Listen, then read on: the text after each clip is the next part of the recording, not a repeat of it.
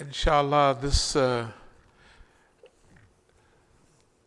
talk is today is based on some evolutionary processes. If we'd have talked about this 3 months ago, we might have talked about visiting black colleges, and talking about the Judas factor and all of those type of things. And certain directions that the government and the system has been trying to keep us in. That is shaping our minds and our thinking so we'd be in a repetitive mode, like thinking about the 60s, the 50s and the 60s again. And you could see that the things that would cause those, what they used to call race riots, we call them rebellions.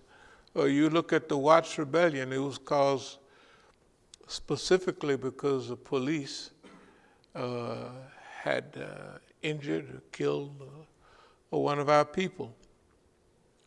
And if all of that stuff was so prevalent and so treacherous, and if they had all of those police review boards and all of that stuff, and why are we right back here in the same spot over 50 years later? 55 years later, we're right back here where we was then.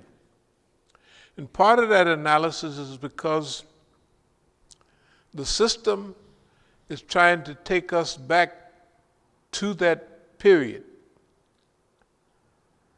to where we don't focus on the great future, we focus on the great past, so we could resolve the same old problems that we had decades ago, right?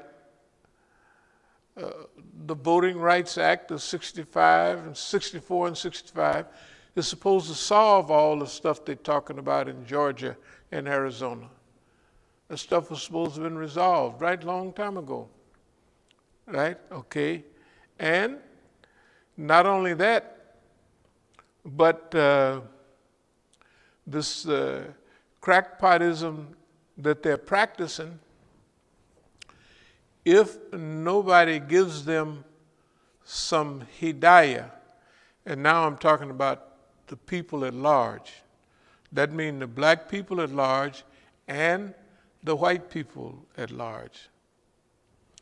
And so if we are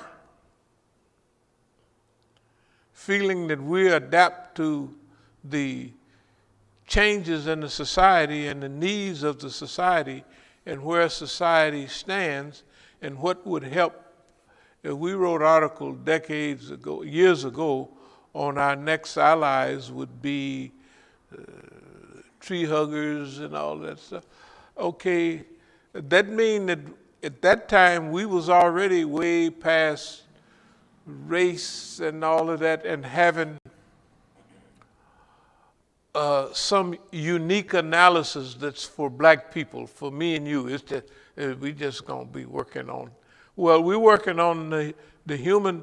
Of course, we're right here. We don't have to worry about what we're gonna be thinking about as we're thinking about the world, because we're right here facing the problem. Just like when you said the things that you had at the stoplight a few minutes ago.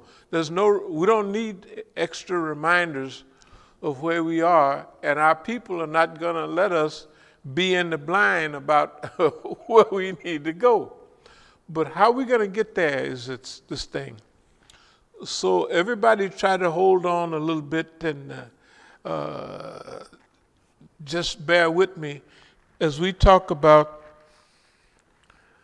the possibilities for the stage in which we're living, and definitely where we're going to be moving.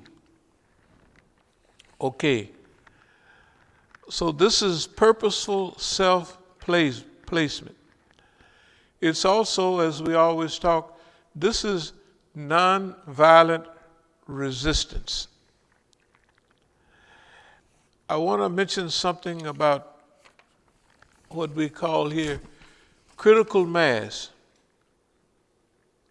Critical mass for the Negro to match poor whites and to counteract white Nazi infiltration of police departments and Israeli teaching. This is prevalent. You could see it.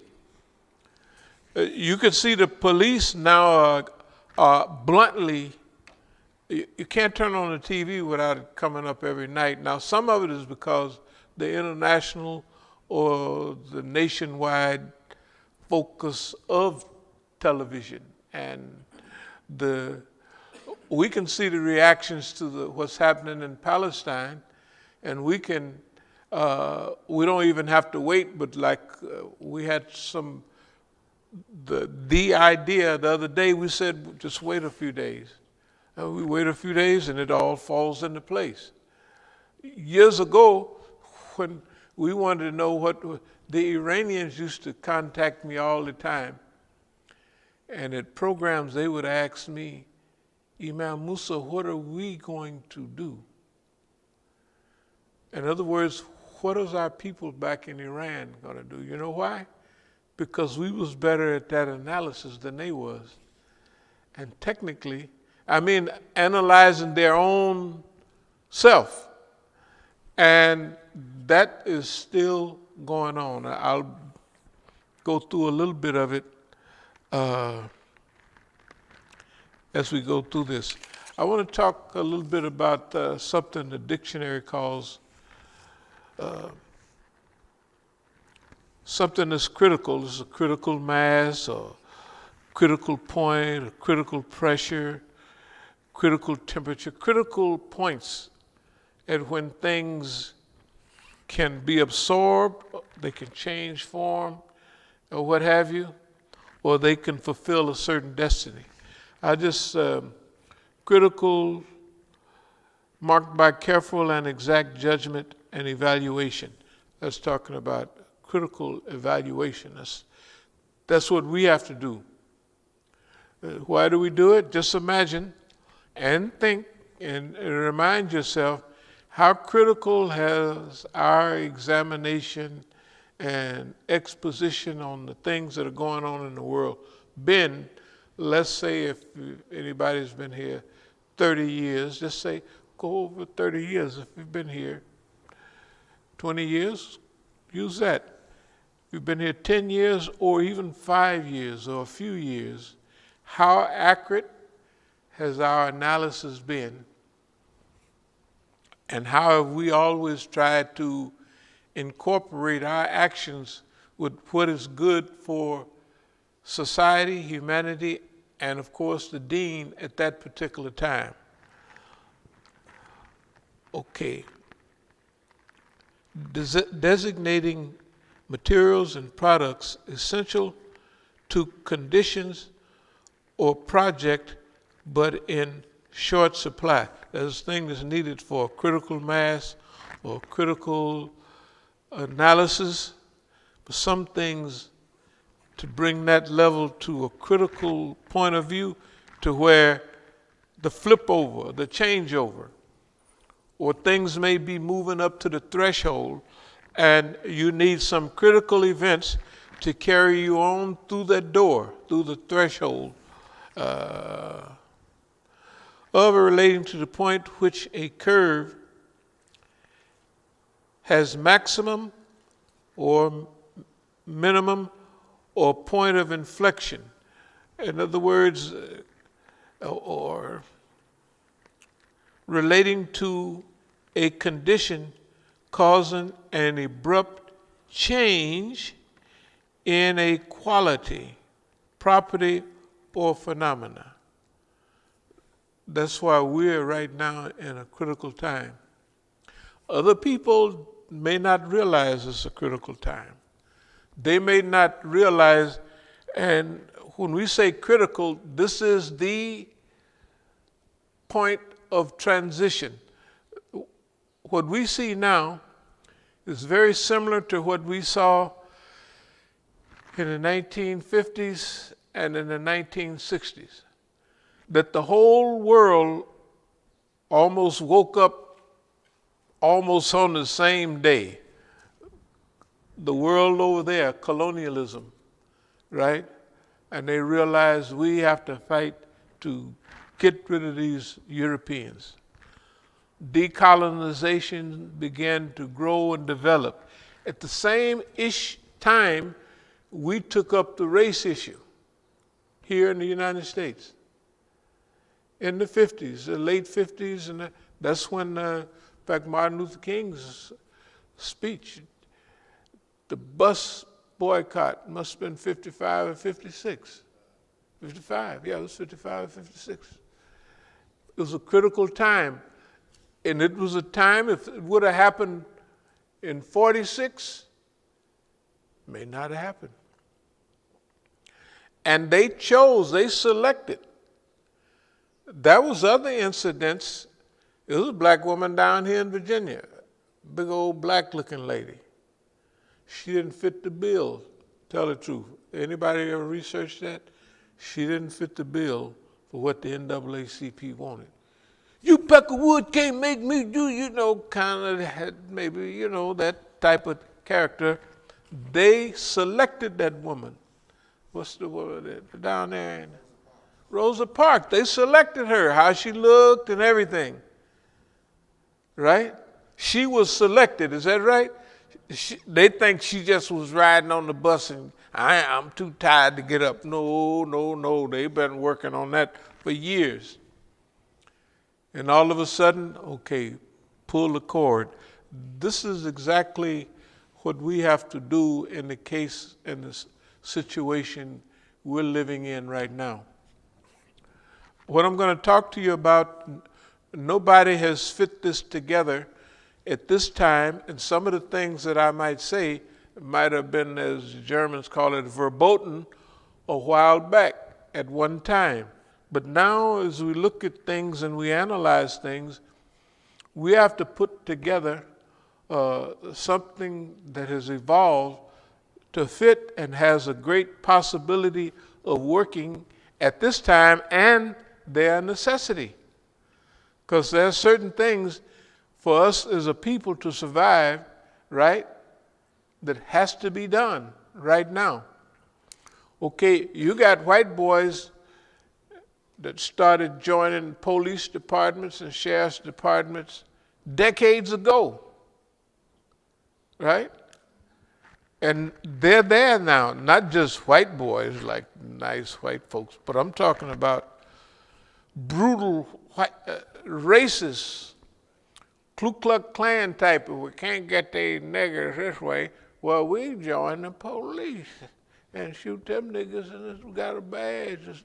They did it all along, but now there's a specific pattern to it, that they're doing it, they have done it, it is being done with careful, the stuff that they're doing right now on TV with body cams, you couldn't even get away with way back then because it was blatant.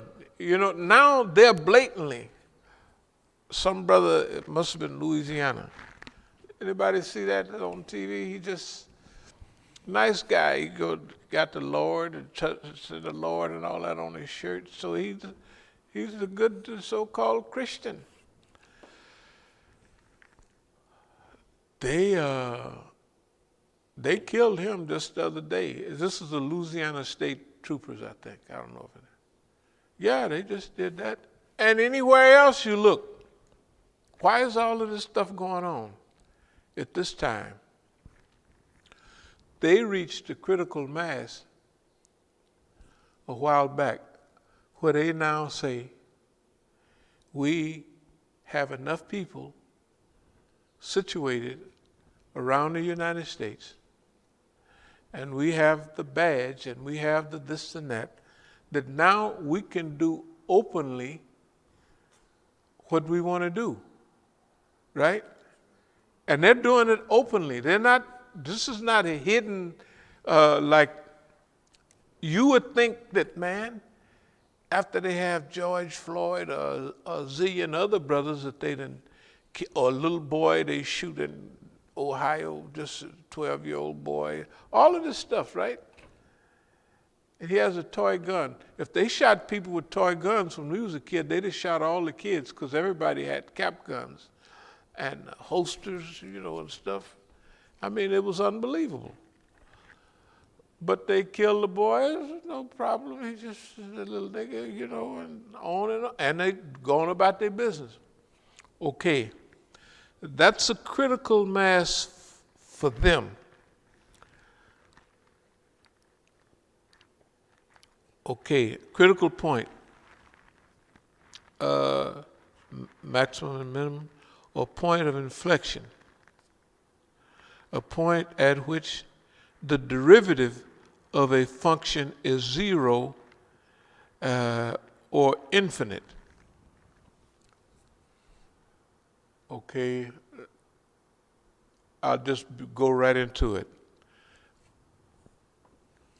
When I went to jail the last time in D.C., the marshals looked like they all, except the white boy roughed me up pretty good. The little old short white boy, and I'm talking to him, I said, boy, who you talking to? Shut up! And now. I say, this is a jail, you can't tell them. But don't say, there's no sign say shut up or silence. So, they locked the cell, and then they came in, they got me, and everybody was telling me, Imam Musa, Imam Musa. I didn't know they all knew who I was. But evidently they did. I mean, everybody in the jail, Imam Musa, don't do that, don't do that. I said, what are you talking about? So they kind of roughed the brother up a little bit. And then, but I looked at I said something about this is the way they did during slavery time, they moved you. So the little guy, little old white boy, he about 2 feet tall, so he got a little bitty man complex. And then he there, and he can push Negroes around. I watched all the marshals. All the marshals looked like they just left Howard a week ago. You could tell they were educated. There was men and women. And a couple of sisters looked at me. They didn't say, that's all right. Good. They didn't say that. But you could tell they was doing a job they didn't particularly, because they didn't have 10 years of black history. They already know what they're doing. You know what I mean? They're bringing in black people who are poor. What they, if you haven't been to jail here in D.C., just go, well, don't worry about it. Anyway, it's unbelievable.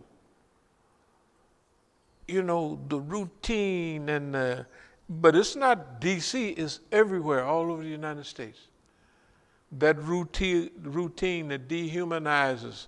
But I was looking at them. All the marshals, the new set of marshals, the old Negro marshals, was all back in the thing. And actually, they was on my side, too. Because after I'm handcuffed for about an hour, and they didn't went, and I'm doing all like this, in other words, you just pinned in that position, handcuffed behind, you know what I mean?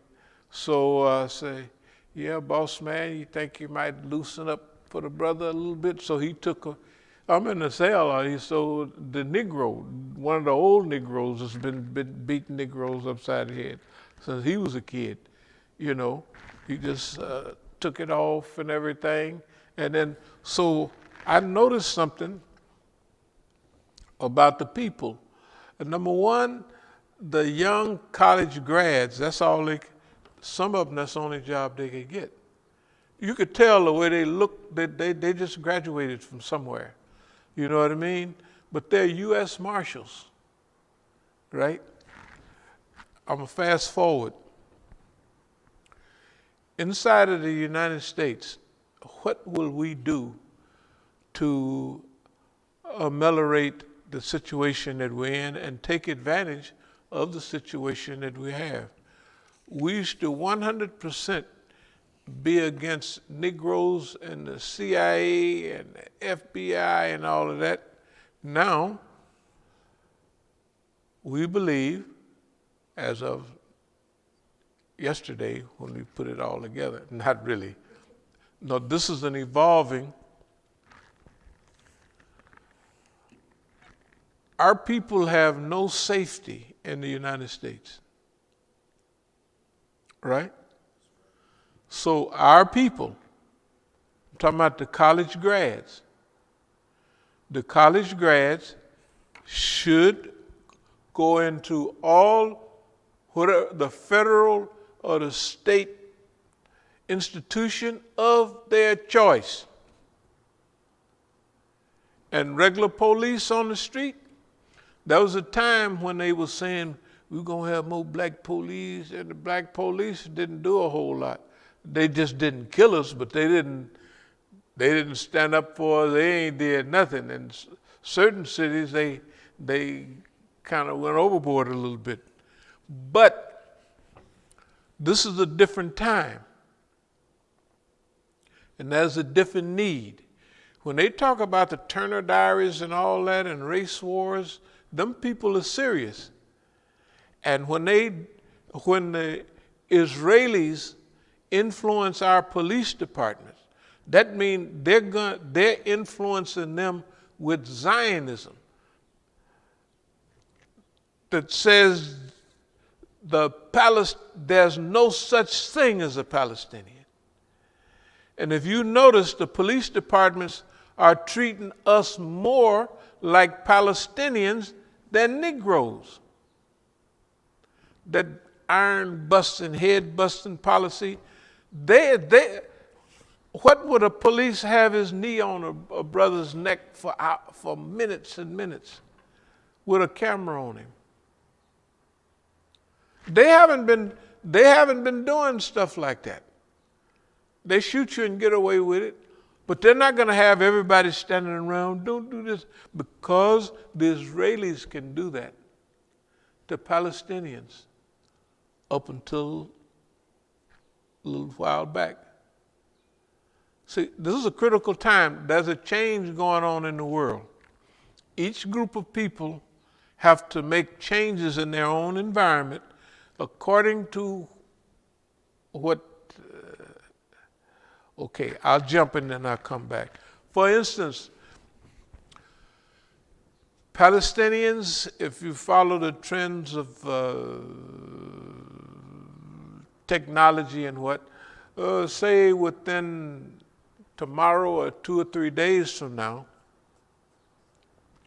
you'll be able to take a laptop computer, hook it up with a 1-inch gadget on those little missiles that they send off into the sky, and they land wherever they make do, or that they land close to something, right? But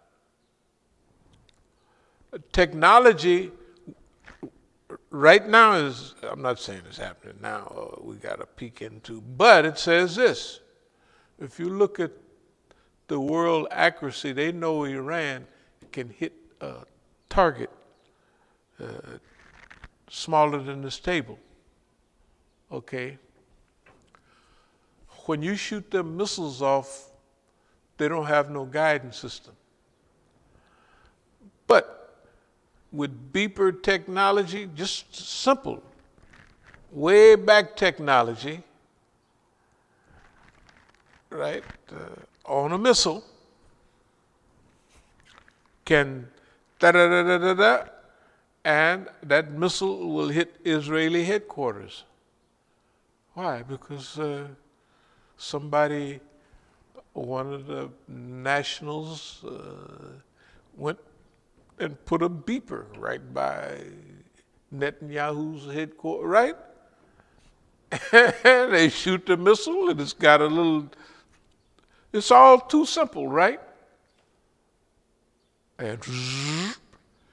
and they shoot 50 or 60 of those missiles off, and 45 of them blast the whole area. 1, 2, 3. They're going to start saying, hold it.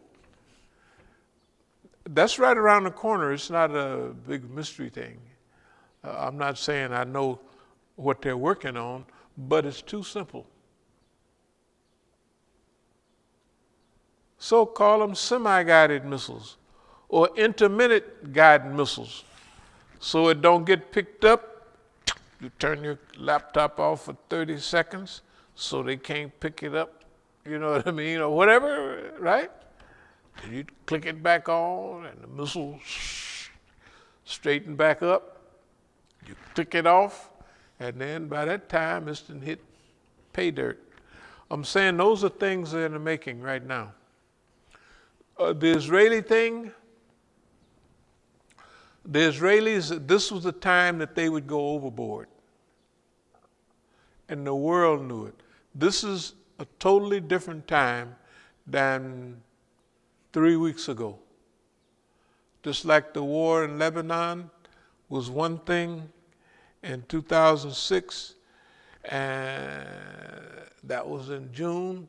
By July, it was a whole different thing in relation to the Zionists and Hezbollah.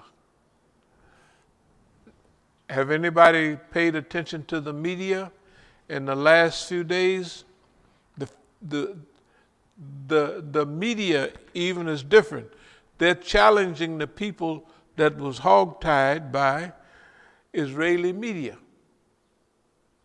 And it's coming out one thing after another. They know the people, this thing didn't come off because Palestinians was just mad at Jews. They took them out of their property and was going to stick Jews in there, or Zionists in there, right? And the people didn't like it. Then it spreads to Masjid al-Aqsa and on and on and on. And now, okay, to make a long story short, not only the Muslims, but some of the non-Muslims are more supportive of Palestine, right, than the handkerchief-headed Muslims. And it all happened at just the right time, because it was only 2 or 3 months ago that these so-called Arabs or Muslims, they was drawn out thinking this Trump stuff might last a while, that they signed, you know, they showed themselves, we are the handkerchief-headed, and it's all at the right time, because they're all trying to slip back and get back in the door. Oh, I'm with you. But they done already showed themselves. The other thing is the continuation of the Palestinians continuing to shoot missile after missile. On the news, they show you, well, only 12 Israelis got killed. But they control how many people they tell you about. And the fear level. And they show you on somebody on the news talking, yeah, we don't care, we this, that ain't true. If you got an air raid every 10 minutes, it's going to shatter your nerves. And if one neighbor get killed, it's like 1,000 neighbors getting killed. You know what I mean? It's shattering. So, and it wasn't the brothers that asked for postponement and all this. It was the Zionists. And Netanyahu was just like in the khutbah the other day. Let him go. He'll take care of everything. We have to be patient enough to put up with these murderers. Well, you and I don't have to, but we have to put up with our own type of criminal behavior that you don't have no control over. This is what As-Sabiqun wa nifsul Imam, patience is half of faith comes from. One hadith say getting married is half of faith, but the other hadith say As-Sabiqun wa nifsul Imam, patience is half of faith, right? In other words, The people there have their own type of patience, and they've been holding on. They've done a good job. The people of Iran have their own type of patience, and they've been holding on. They said, no, we're not putting up with that anymore. Right here in the United States, we have our own type of sabr, and we have never buckled or bit the dust. No matter what they do, the system do, we haven't said, we give, boss. We all know the fact that has not happened, and with these modern times, it won't happen. Let me move on a little bit. Critical pressure. The least supplied pressure required at the critical temperature to liquefy gas. I'm talking about critical points. If you're below a certain level, it's like you're 1,000 miles away. If you're above the thing, it won't happen. The critical point is when the temperature and when the I'm talking about environmental circumstances, reach a certain period where the things that were frozen are now liquefied, right? The things that were opaque and invisible are now visible. This is what we're talking about. For us, is a critical period in history. This is for this time. It is similar to the 1950s and 1960s, when you could give Malcolm could go to a town and give one lecture and everybody wake up. There was a time where we could give, for 40 and 50 years, the most dynamic lectures probably in world history, and everybody just look at it. And, you remember when Dr. Kaleem Siddiqui, what he said? To him, the lecture that I gave before in South Africa, he said, we all know about race. All of them. Everybody grew up in, and especially South Africa, you know. He said, but this brother then put a whole new, do y'all remember that? Okay. So, but it wasn't a time. It wasn't a time where that critical mass and where all of that, it was dynamic, but it wasn't a time. It wasn't a time for certain things to happen. Because it's not only one thing that's happening, it has to be a whole functional cooperation of many elements coming together at that same time to produce that critical transformation. So I'll just read one more and then I'll get to exactly what I'm talking about. So certain things, critical mass, critical angle, when everything hits that certain angle. Well, let me see. Maybe I can read up what it say right here. The smallest angle of incidence at which a light ray passing from one medium to another less refractive medium can be totally reflected from the boundary between the two. In other words, we talked about it the other day, but we didn't talk about it in these words. You ever seen these motion pictures or something about Egypt and all these statues and all that stuff? And there's one picture I remember that at a certain time, every billion years, the light passes through there and it shines on everything. And that's a critical historical period. It don't happen all the time. That's make-believe, but it gives you an idea of what we're talking about. This critical period is when the light shining through here and it's technically it seems like it's only shining on us because we're the only one getting the idea. Other people are getting ideas, but they don't know. The thing is shining on, they don't know what they're looking at. Oh, that's happening, or this happening. But to them, it's not critical. That's where we come in. Okay, now we'll get to basically what we're talking about. You know, if you watch some of them old jungle movies, they just as stupid as they can be.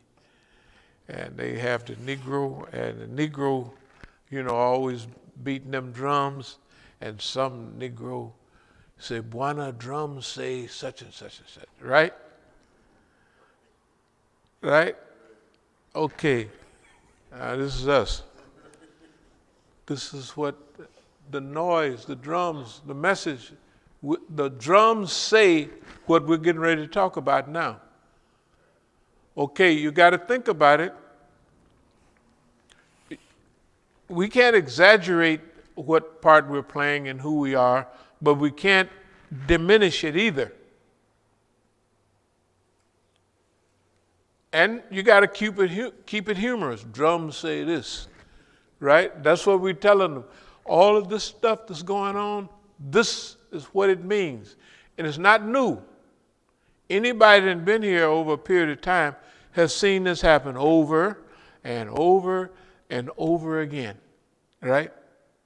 This time is more critical. Okay. So the drums say, infiltrate the system with a purpose. If you would have asked us 40 years ago, we want to join in the system because since we can't beat it, we're going to join. And we tell you stupid Negroes, you needed a heart transplant, a head transplant, right? How you going to, and no Negroes changed, everybody infiltrated it, they ain't had no effect hardly, right? They infiltrated the system to get a job, right? To do all of those things. Now I want you to think about the situation now. I don't care whether the student is at Howard or whether down in Virginia somewhere, wherever a black student is, they don't need to be educated about what America is. America is doing that itself, right? Tell the truth. America is wearing them out. And they all got a certain feeling, but they don't know what to do. Okay, if you would have went back some time ago, we thought that it would be good for us. They're showing this on the movie. We'll go and we'll build off of that, which we're still going to do. But now it's with a bigger purpose. The purpose now is to join the system. Voluntarily. Yes, join the system. We'll talk about the meaning of it. Join the system. Why would you want to join the system? It's not just because the white boys in small numbers have infiltrated sheriff's department and police departments all over the country. Look at the dynamics under Israeli guidance that they have with just a few of them. It's acceptable to shoot Negroes. I'm telling you, if you was watching TV, if you just watched a little bit of it, I don't watch that much, but it's case after case after case. It's study after study after study that they're doing. Now, where can you be? Let's go over what is, boy, the Imam be drinking something, and then he come down here talking. Let's see what he's talking about. Number one, uh, displaced or misplaced behavior is at the advantage of others. They said, these niggas don't know what they're doing. But what if you place, right, on every college campus, they talk about, we don't want no more ROTC. Bring the ROTC over there. Why? Get as many Negro youth as you can in the military. Not only to learn how to use weapons and everything, get as many Negroes as you can, modern educated youth, that a sheriff's deputy's salary would be, they can live off of it. But the point is not to make a living now. The point is to be in a certain place at a certain time. And why are you here? They can give them a lie detector test. We're here to implement the laws of the United States of America. Okay? They got laws against police brutality, don't they? They don't follow them. But if you, a lie detector, if you say it, I'm joining this police department to make sure that the laws of the United States, the Constitution, is carried out. Now, what about critical mass? Suppose 25% of those people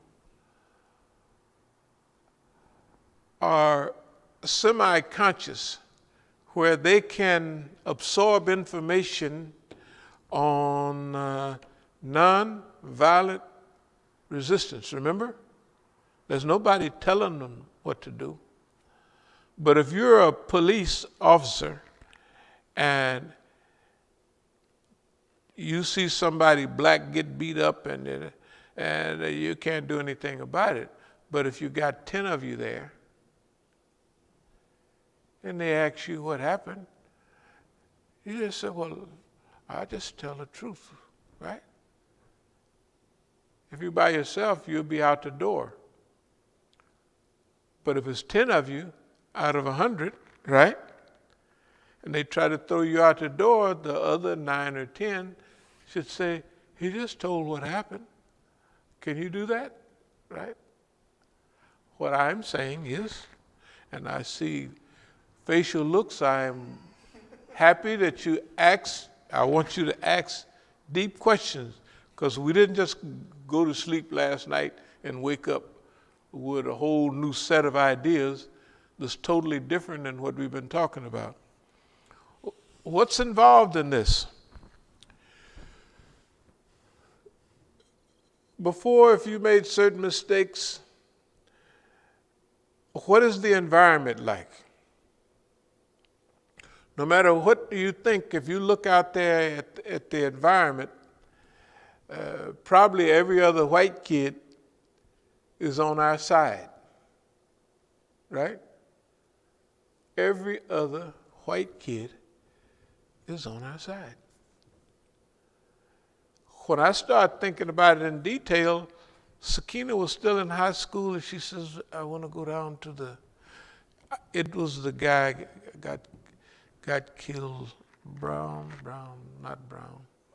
Michael Brown down in St. Louis, Ferguson, Missouri, yeah. We just went down there. I said, sure, I'll be happy. And all the white kids, the white students, it was half and half in D.C. at that time. And the white kids were asking questions like, they really do that to you? They really, I mean, they're from out there. They ain't never been stopped in their life. And nobody ever came to them to tell you, this is how we live. Those white kids at that demonstration, now Black Lives Matter, these white folks say Black Lives Matter, the way people run it. But they were there, and at that demonstration, a whole handful of Negroes came down from New York. Yeah, we don't do this, the police, that, another. So Ali, our Ali that was here, he had the microphone. I said, you got some authority? I said, let me have that microphone. He gave me the microphone and I gave the people a lecture. I said, during the 60s, they got a lot of our people killed. These people would come and talk about the police this and the police that, and I said, that's the police. I didn't say, if you so bad, go do something to them. I think that's against the law now. So I said, Negroes talking about, we're having a peaceful demonstration here. And we thank all of y'all for coming to show your solidarity. This is in the first stages of this Black Lives Matter stuff. This is years ago. What is it? Sir, that Michael Brown was what, about 8 years ago or something?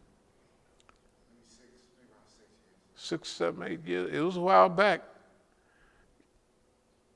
Sakina was in high school. She was out of college. Okay, probably about 6 years ago. The point is, this is when things start changing in a big way with white students. Because they start saying, is this really? I mean, you got to remember, they're just going to school, and the most numerous kids now, from what I hear, is mixed race children, right? You can't watch a TV commercial without this Negro here and the white girl here, the white girl there, the Negro, right? It's common. They accept it, it's there. It's not a big deal. Why are they arguing? What's so wrong about it? They can't remember 15 years back, 30 years ago. They wasn't born. To them, 30 years ago was a long, long time ago, back in history, right? Before they were born, right? So to get back before I was born, you have to go back into the early 1940s. But it still seemed things move so slow, it still seemed like he was there almost. The point is this, is that things progress and then they meet a critical mass, where the things that are happening are associating with others, and now there's a big transformation going on. Okay, for us, right here in America, we always wanted this to happen and that, now it's right there in front of our face, to affect America, right? The whole of America. So, the time is to change the system from within.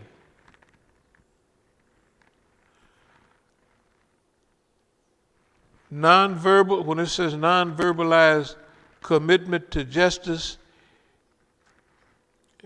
and human improvement. In other words, the purpose for people who are joining the military now would be obvious reasons.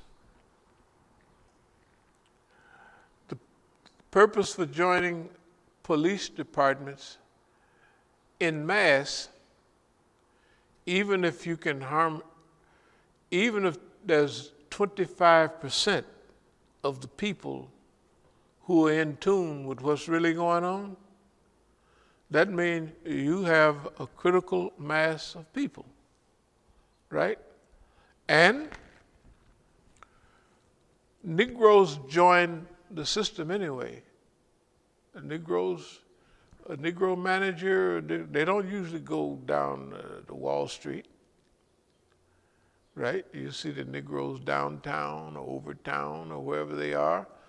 Negroes get a government job because it's safe, right? Negroes, they don't want to take too many chances. Hey, so I can get a middle class job that's at the top of the scale. If you have a college education, and you have a ton of people in police departments, in sheriff's department, you're going to have a semi-cream of the crop. So people taking lieutenant's tests, sergeant's tests, right? And all of that will eventually move up to the top, right? Because they know how to take tests. And you don't get all the promotion now by how much time you're on the department, right? You get some of it, but a lot of it is by promotion, is by who takes the test and do best in the test. Because they done went crazy and they think that you got management skill, you got the language. You got to think about it. That was a time when this would have been verboten, but now the time is critical. On literally every level, number one, to save the lives of your family and your children, not only weapons training and understanding the law that you're doing, right? But it's to fit in with a situation that we have at this time. This time has produced that. That was a time when they would say, don't join the CIA because you're going to go over there. Now join. Might as well. You got all the dummies joining, so the smart ones just got a plan. A nonverbal plan. It's not something you talk about. It's something if you had to pass a lie detector test, you could easily say, with a strong heart and brain, I'm here to help institute the Constitution of the United States of America and the Constitution of the state of Maryland. And what would the lie detector test say? True, true, because it's true, right? It's true. Okay. If we don't do this in another few years, the criminal white boys that can kill the Negro at any time, right? And nothing happens. Out of all the people shot, they had the poor boy that just shot down in Carolina the other day. Hey, we're not going to, what the heck? They don't have to, because they the police. The point is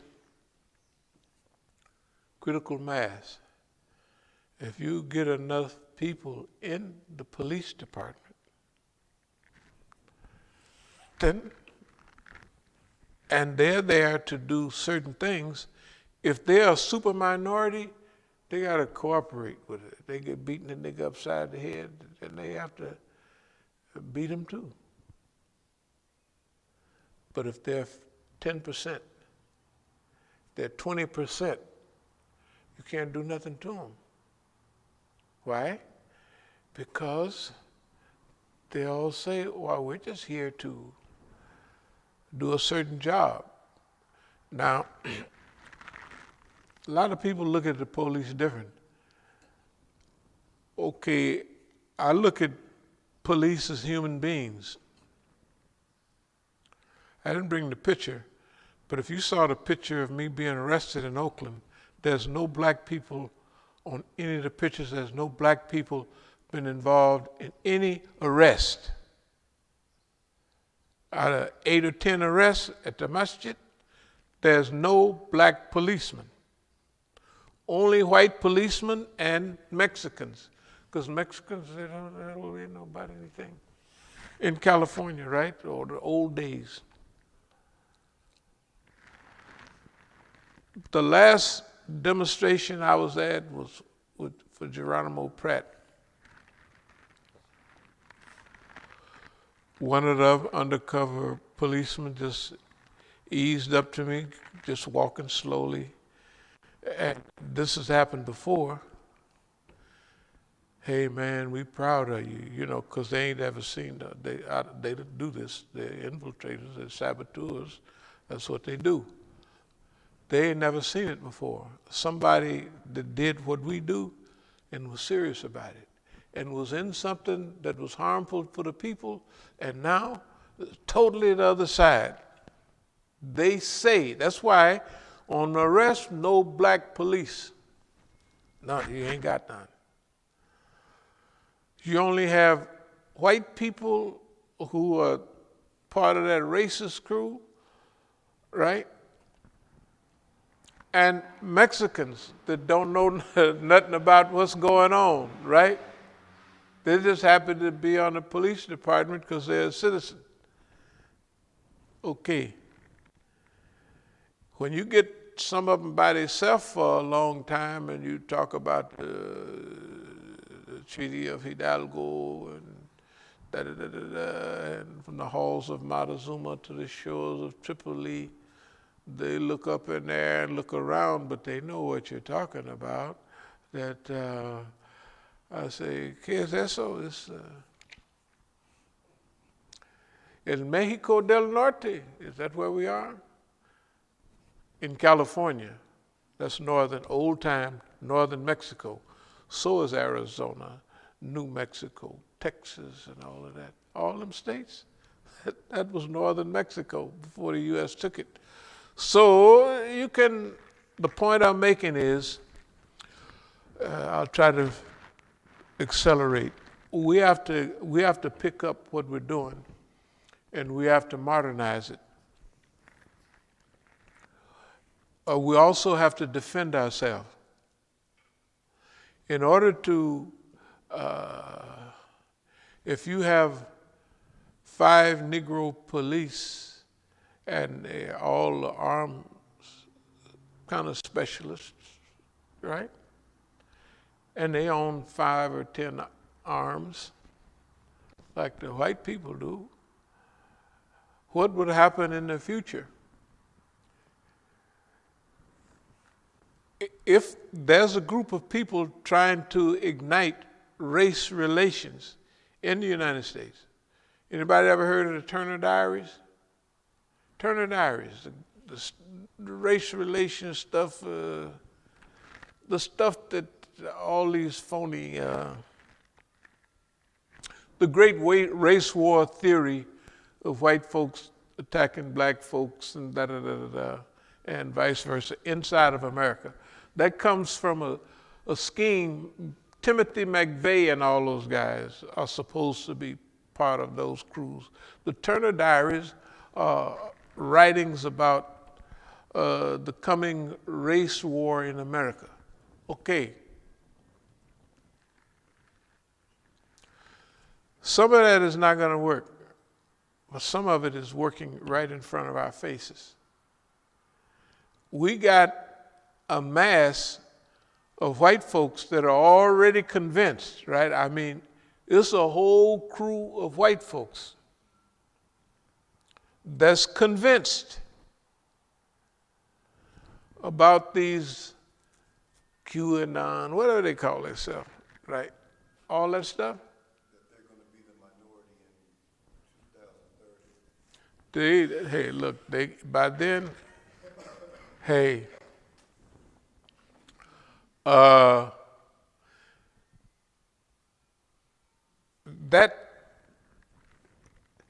so goes California, so goes America.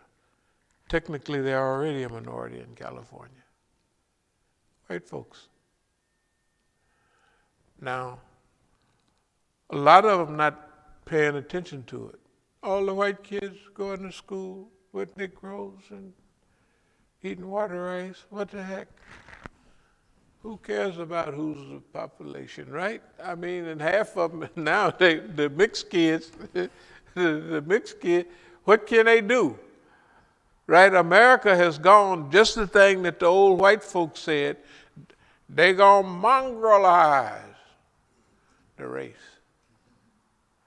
And one white man, he said, there's 3 things you can't give a nigger. A black eye,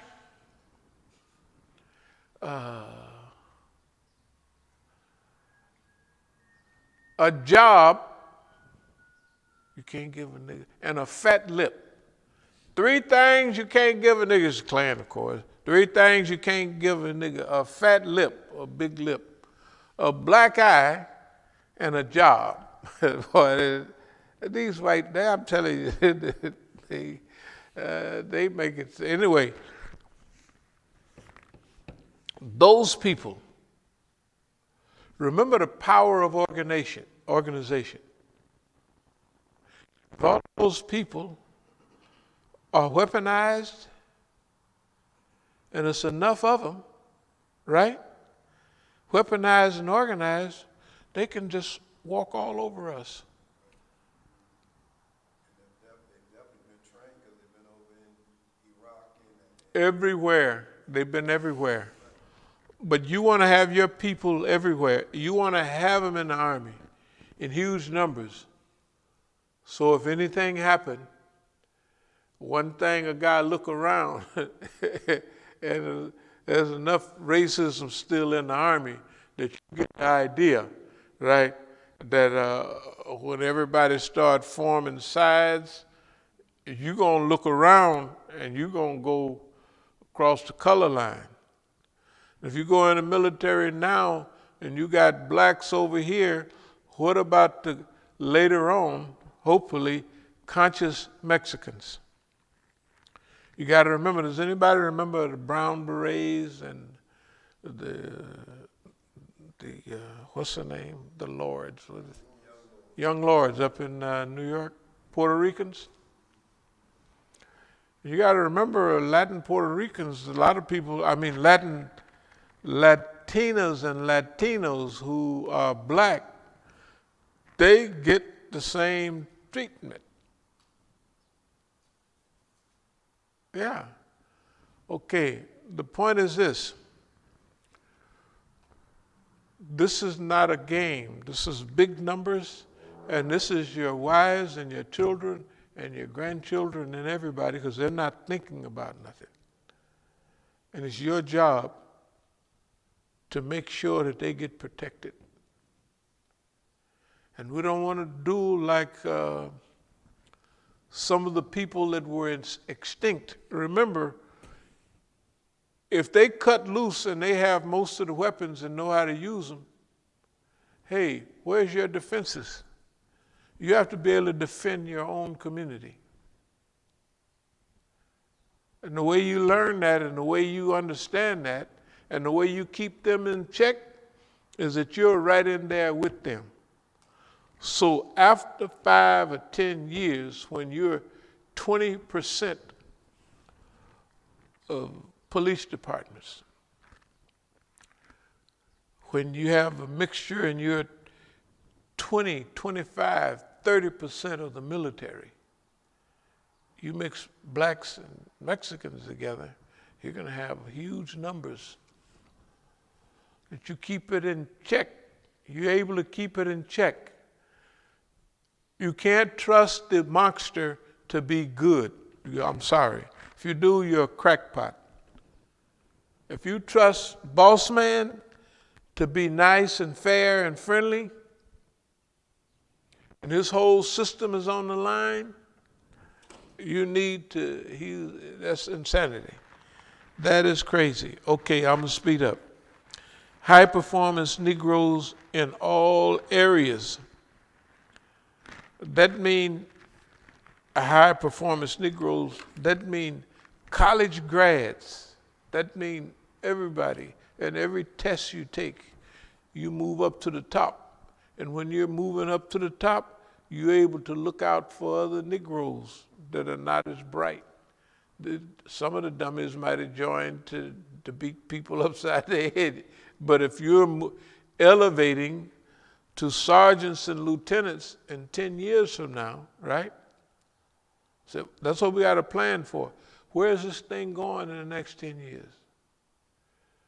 We got to look out for ourselves. And this is not before join the system to help the system. Join the system because that way they can't use the system against you. Yeah, they can't use the army against you. We're just celebrating, what was that, Black Wall Street 21 years ago? What did they use the National Guard for? Against niggas. In Detroit and everywhere else, what do they use the National Guard? What do they use when they bring the system in? The system is brought in against you.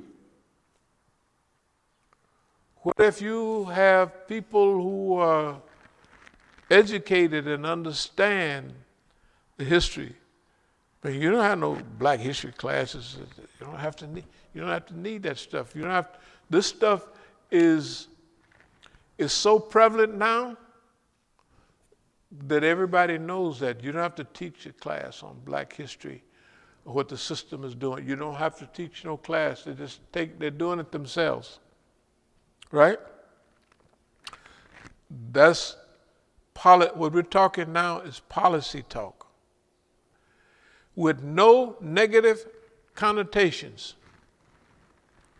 We want to uphold the Constitution of the United States, because now, just listen to this. I'm not talking about the application of the Constitution, but the Constitution guarantees Negroes enough till he would be safe and happy if he had constitutional rights, right? So if anybody asks you, I'm here to uphold the Constitution of the United States of America. Constitution doesn't allow you to shoot a nigga down. Let me shoot this nigga. Doesn't allow that, right? The Constitution, as written or as interpreted nowadays, can safeguard us in our rights and our safety. And you have to be in a position to be able to do it, where the cost of messing with you would be more than the system could bear. If you got 30% just like minorities in the military, and they issue an order against that 30%, that means Mexicans and Negroes, right? That's 1 in 3. 1 in 3, not only on the lower levels, but I'm talking about in 10 years. In 10 years, after all of these tests, the Negroes that know how to take tests. They'll be the sergeants and the lieutenants. And some will be captains and on up. They won't be able to institute nothing without coming through you. Right?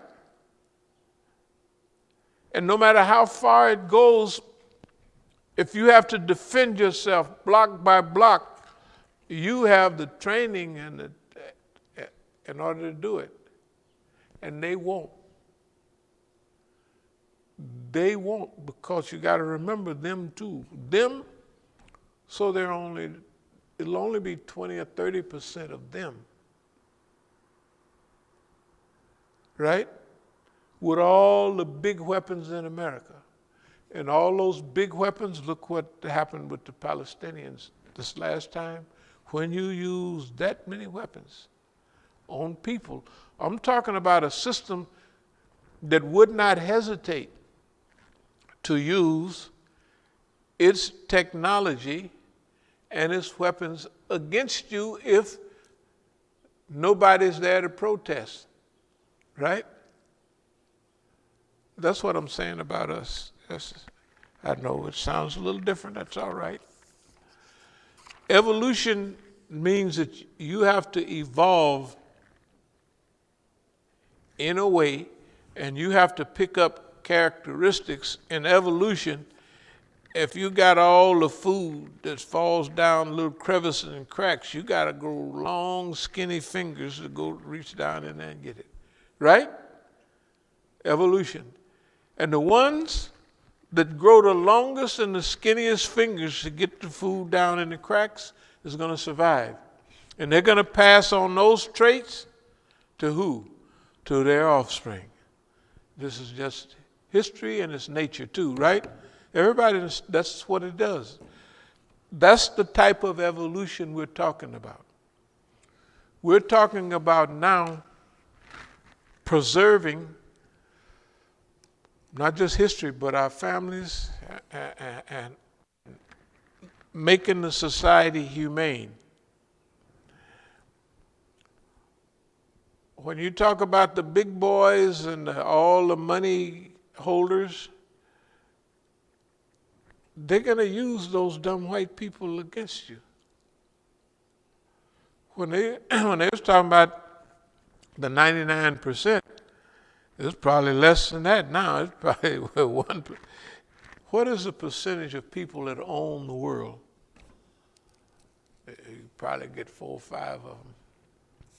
Right? I mean, it's more than that. But I mean, it's really, when Marx talked about the concentration of wealth and the concentration of resources, he wasn't lying. The wealth would be concentrated in fewer and fewer and fewer hands. Right? Okay. Now it's our job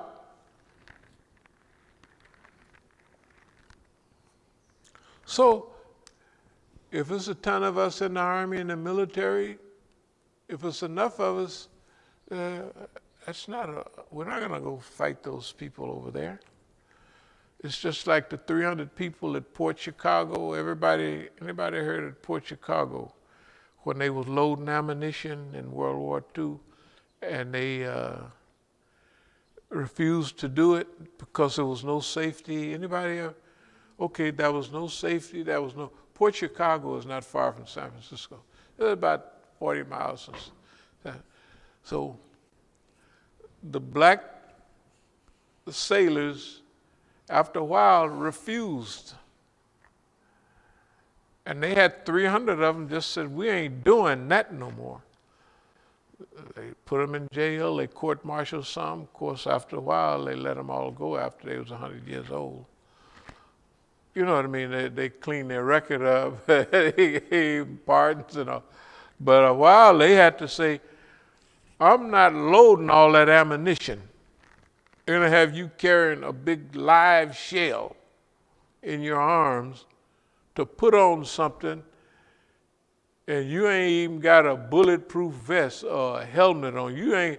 If that thing blows up, you done and all the Negroes around you, and there ain't no white officers doing it. They're over there hiding under the cabin somewhere. Right? You saw that with this last Palestinian-Israeli issue in South Africa, and I think in Italy. Showing like if it's going to Israel, we not loading. Not loading it. Not only all of that. When I was in South Africa, they had not in our name. The Jews. See, there's a difference between Jews who remember what happened in the Holocaust and it got them what happened to them because of certain reasons, and the Zionists. Do you know the Zionists are losing support in the United States? Okay. No. If you hear it in mainstream, they wouldn't say it unless they really, really, really, really losing. Because see, what they're doing is overt. And what they're doing, when they brought Netanyahu in there, that was great because he's like Sharon. You know, he's like, you don't want to be brutalized, but you might as well have somebody that brutalizes maximum and with no remorse. Right? So it wakes the people up. They say, well, it can't be that bad. After all, the land is theirs. The point is, we're a people and we have to look out for ourselves and our families and our future. One thing that anybody knows, you can't trust boss man with your future. You can't trust boss man speak with a forked tongue. That's what the Indian said. And he ain't never missed doing that, right? Speaking with a forked tongue. Okay, so the point I'm making is, of course, this would be a new policy. It's legal, it makes sense, it's healthy, it's wholesome, and it carries a blanket of security with it. I don't have time. I definitely hope we have questions, but I'm telling you. Take your own security, your own future in your own hands. And anything we're doing, here it says, I don't want it to sound deceptive, but never expose yourself until critical mass. In other words, for instance, if you were in a police department and you had 5 or 4%, well, and they beaten up some Negro, well, you wouldn't expose yourself at that point. Y'all can't do that. No, you just don't beat him yourself. You know what I mean? But once you get 10%, 15%, you got a critical mass now. You see what I mean? It takes discipline to hold on that long. Because a person that just come out of the university and he gets, he's in the super duper police department, trained to kill, and he said they're murdering Negroes, they're doing that. He don't have to say nothing about it on day 1, day 5, or day 10. They have to make a decision when we've reached critical mass. There's enough of us here now. We've accumulated enough patterns of behavior, right? We've accumulated enough history. Now we can say no. And that would be at this police department, one thing, and somewhere else. Included, we haven't mentioned the CIA, the FBI, all of those people. Hit them all. And you got to remember, these wars that we have is all to make money for the arms manufacturers and all of that, right? So all of our intelligence agencies structure all of their information so that it scares the American people, right? So that they can tell the arms manufacturers, produce more arms so we could kill more people over there for our own safety, right? So it's not just infiltrate the police departments. Negroes that go to these universities and everywhere, not infiltrate, that sounds subversive. Join and constitutionally cooperate with everything, especially until you reach a critical mass. Critical mass is when you decide that, hey man, we got 20% or 1/5 of us is here. We ain't putting up with that no more, right? Because it's easy to get the press on your side, the public on your side. And remember, the public is not the old-time public. Everybody in their teens and 20s, I think mixed race is the biggest group, isn't that right? Mixed race. All I know is when I go to California, I can tell when I hit California, because this one place, it's a prison out there. And when I come off the highway, I get gas. When I go roll in there, man, it's Hawaiians, it's everybody. You know, you go to McDonald's or something, get a fish sandwich or something, anything, you look at them, you're in California, brother. Everybody is there waiting to go visit those prisons. Who's in prisons? Everybody. All the different peoples that Like here, it ain't like that. But there, so goes California, so goes the world. The other thing is, I don't know if you keep up with cities and their infrastructure, whether it's Seattle, whether it's San Francisco, whether it's Oakland, LA, homelessness. America is, people are going to start blaming somebody for all of this. And I wonder who you think they're going to blame. You.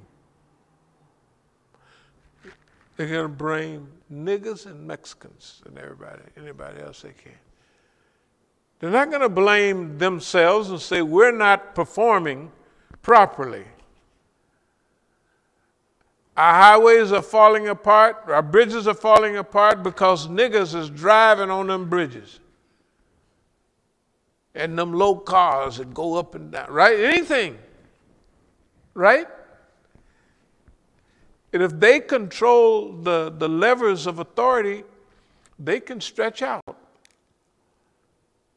That's why we're living in a different time. Adaptability, I'm going to mention that. You have to be able to adapt to time, place, and circumstance, right? We're talking about adapting to the 21st century, the mid-21st century. Okay, so we'll say a few more things and close up and give all y'all plenty of time now. No. Have anybody watched the program? Since I got kids, they watch all this stuff, not me. Have anybody seen the recent Captain America? The guy with the wings and all. He's a Negro, right? Captain America used to be white, right?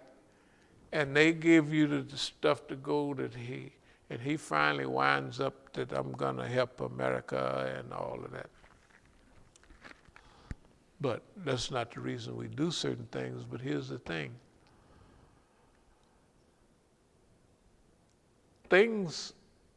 The Zionist TV networks don't know what they're doing, or the Jewish, whatever we want to call it.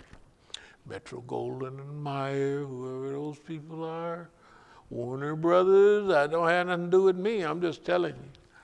What's the name up in New York, the Negro professor years ago wrote a book called Empire of Their Own.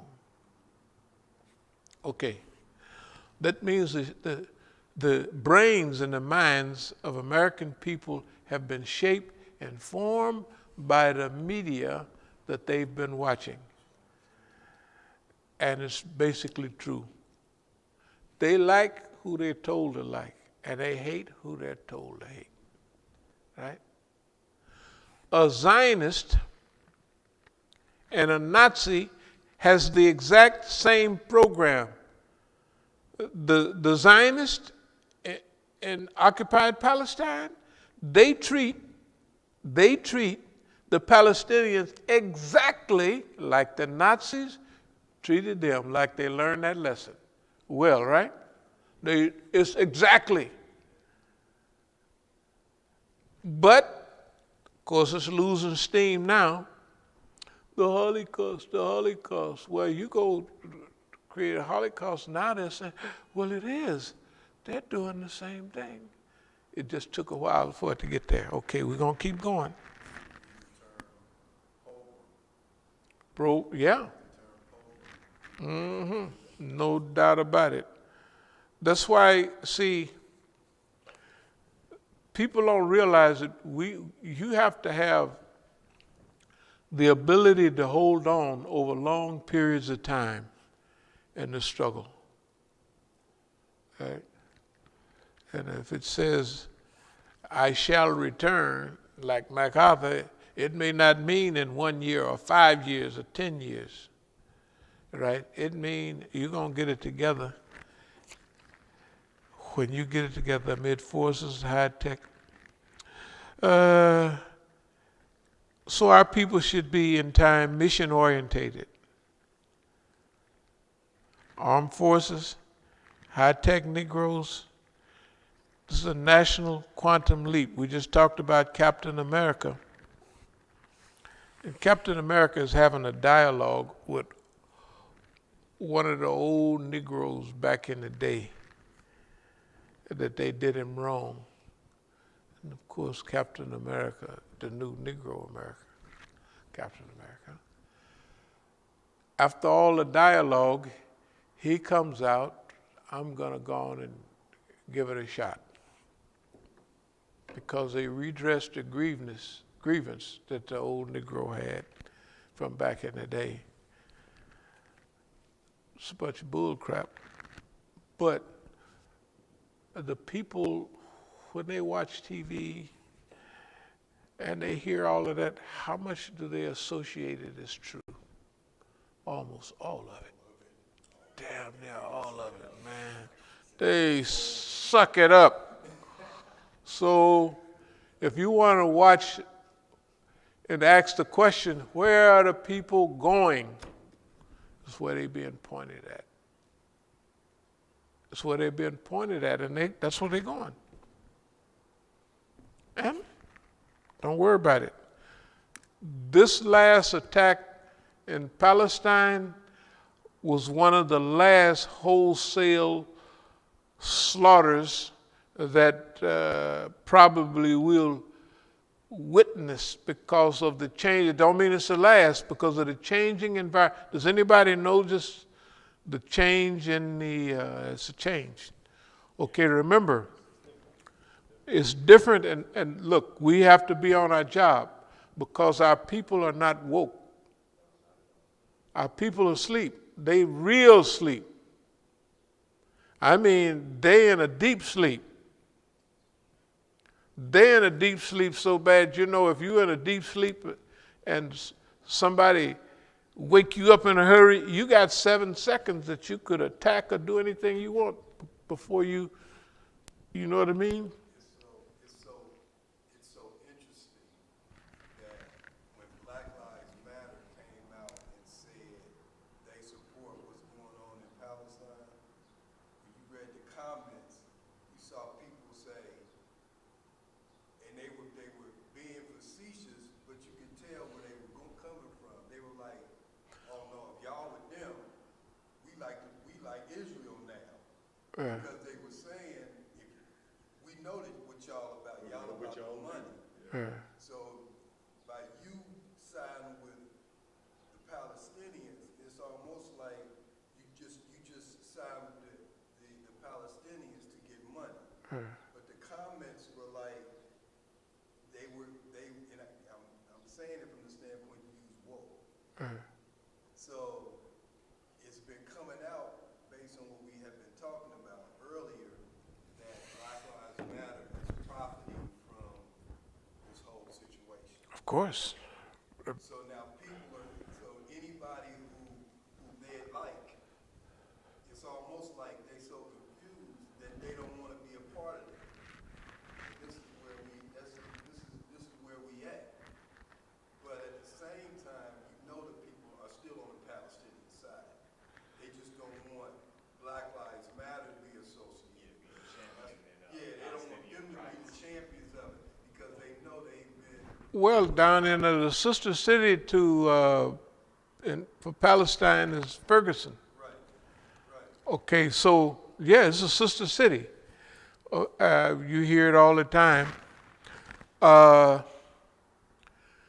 You got to remember the trends are headed in the direction that we've been talking about. Right. Since we don't have, as they say, a dog in this fight, we're not holding on to some cultural or historical likes and dislikes. We're looking at this just like this papers right here. This makes sense and that don't. You see what I mean? That's always been our policy.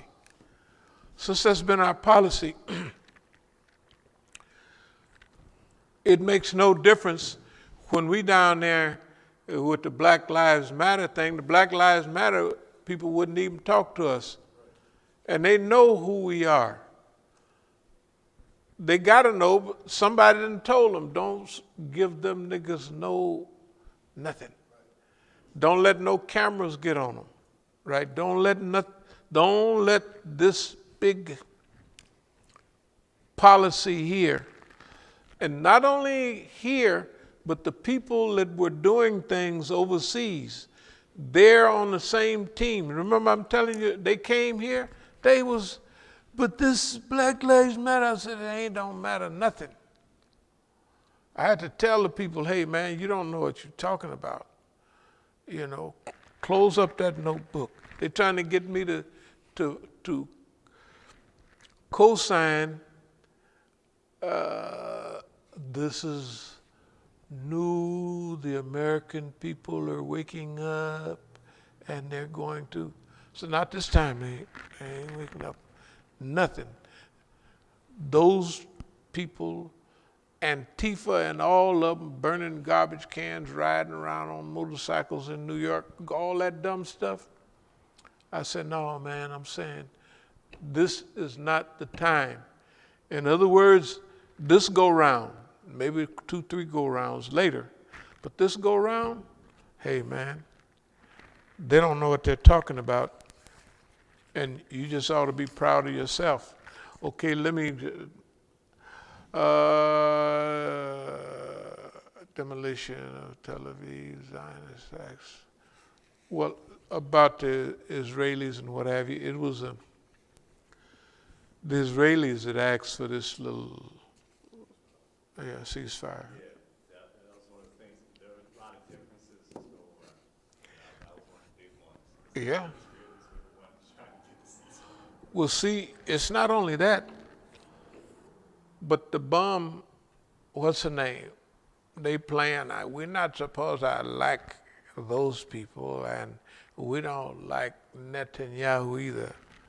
Well, they ought to stop paying off their debts for all of this and giving them more weapons to replenish the ones they use. It's hypocritical, okay?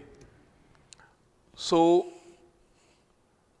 old uncle, whatever his name is, the old man that is supposed to be president, all of this stuff happened to show the world who they are. In the khutbah, we was talking about the baboon walking with his red butt exposed. He don't know he got a red behind and it's shiny, and he's walking just arrogant, as stupid as he can. But everybody else can see it. This time, everybody and everything that's happening, the atomic energy thing with Iran is clicking just like that, falling into place, right? Everything that the Israelis is doing, this was the combination of it, because their arrogance make them do stuff. They're gonna blow up a tower with white people, or the white presses, because they're arrogant, and they don't get it till after they do it. With no compromise. No compromise. We ain't doing no. We ain't doing nothing. And Hamas, Hamisa, it just means enthusiasm. That's what Hamas means. Okay, Zion is getting meaner, but weaker. Okay. I talked about the laptop guidance system. All those things are, like you could see, they're just right there. Remember, the higher tech they go, sometimes the lower tech you go. History, momentum of history, yeah, okay. The last thing I think we got here is we have to trust our analysis, and we done held on to our analysis no matter what everybody thought all along. And it just so happens we're right. It just so happens that we're right. I'm sorry to say, or I'm happy to say, all the time and every time, so far we haven't been wrong with these analyses. We already talked about critical mass in the Negro and interpreted drums. Drums say, this is what's happening. The drums say just what we've been talking about here. Historical intelligence. Historical intelligence means that that we always meant to go around to black students and black studies, but the picture is more comprehensive. And the solution is more in line with where they're headed anyway. Everybody at the black college is going to join the system, just about, right? Yeah, I mean, generally, I mean, they're not going to go in business or go and open up a shop and huh? Not right away. Definitely not right away. No, the thing is that we're given it's time the solution and evolve to is solution that's digestible to them. Right? It's digestible to how often you're going to get that the real solution to the problem is digestible to the one that holds the solution in their hand.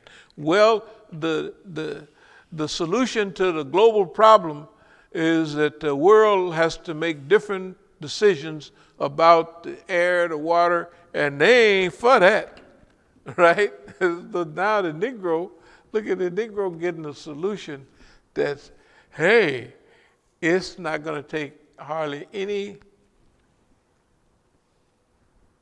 oh man, please do it. You would do your people a lot of good.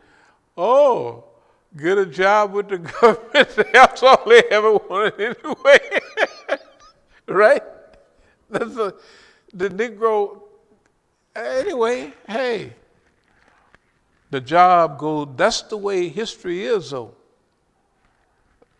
When it falls your way, it's just almost a smooth path.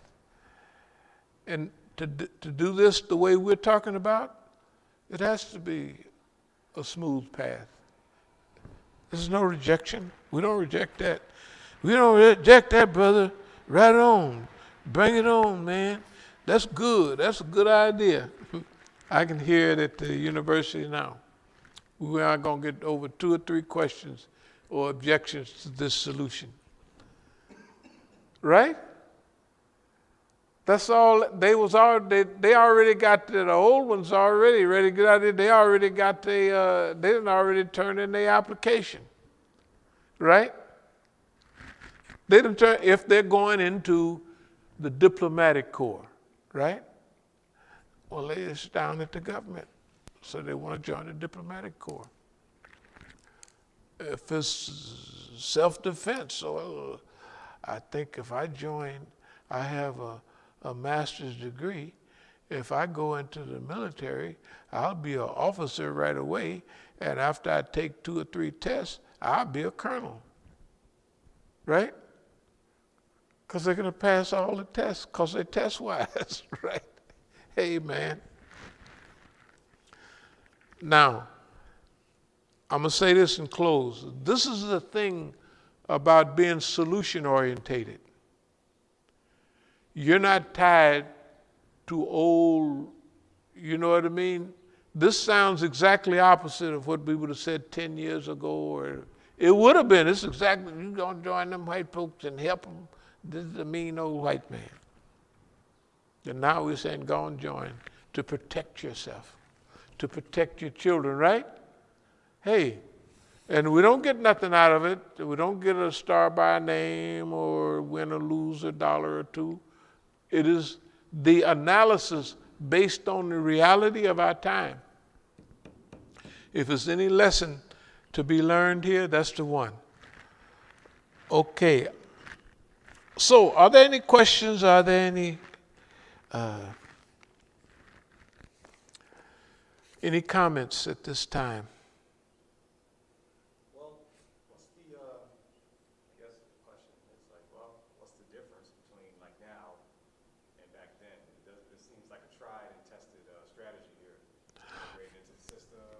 No.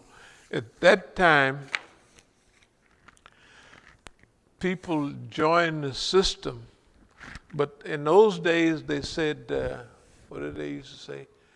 We're gonna join work from working within. The only thing, everybody that joined the system just wanted a job. They didn't change the system. Evidently, they didn't change the system from working within. They solidified it. Now it's different. This is more visible and more real. Anybody that watches TV and hear anything on the news know it's not possible for the system as it is to work for your benefit. It's not possible. I mean, the system is racist, it's murderous, and it's unforgiving. That out of all of these things, they got one police going to the might go to the penitentiary. And this happens every day. It's been, I don't know how many tell the truth. Since then, and he's just, before he even gets sentenced, and others haven't went to court. It's unbelievable. So there's a big difference now. The difference then is that the FBI and all those people had diverted the whole movement. So the people that they influenced to join the system was people that wanted to join because they was tired and they didn't want to fight no more. They just didn't want to fight no more. And we could have a job. And not that bad. And open for promotion. That's why in 1969 or 70, the statement was to the police, brother, and the police would say, I've heard them say, don't call me brother, I'm not your brother. That was back then. But now the person would not reply, I'm not your brother. They would just keep your mouth shut. I am your brother. What's happening to you is happening to all of us. This whole system is shot full of holes. Right? And as soon as I get a chance, if they put you in a paddy wagon and run you around till your neck is broke and your back is broke, and don't nobody know nothing about it, and the black police, the chief of police, the system working within the system now is different. The system has been proven to be a failure. But you're swearing to uphold the Constitution of the United States, the Constitution of Maryland, not the reality. See, the orders are, you do this, but that's against the law. You do that or you're out, right? That's not what we're saying. We're saying when you reach a critical mass, the minute you reach anywhere close to being able to take a overt position, let's do it. Until you're doing that, when they beating the nigga, you just don't beat him. Maybe he might live. But you don't want to blow your cover until you can use it for something. You know what I mean? This is just part of, okay, the other thing is evolution and decision making. We would ask anybody, okay, what solution do you have? What solution? You're going to wake all the black people up? Well, good. How long is that going to take? 500 years? Go ahead. Go tell all the niggas the truth and see how long it's going to take them to come around. Okay, you're going to reform the white man. The white man's children are already reformed. They're already non-angry at black people. You see what I mean? Why? Because the TV mixes up everybody. It's cool to be black or to be mixed race. It used to be a trauma. Well, it wasn't a trauma too much. But all them pretty yellow girls used to be half crazy, tell the truth. Wasn't they? Everybody wanted one. I said, I don't want one of them. Them people is crazy. They're half crazy because the internal stuff that they're dealing with, you know what I mean? That you're not a scientist and you can't unravel it. And you didn't make it. So, although I had a few yellow girls, but you look at my pictures. Did I bring any pictures of Miss Mary and them? Miss Mary was black as this thing right here.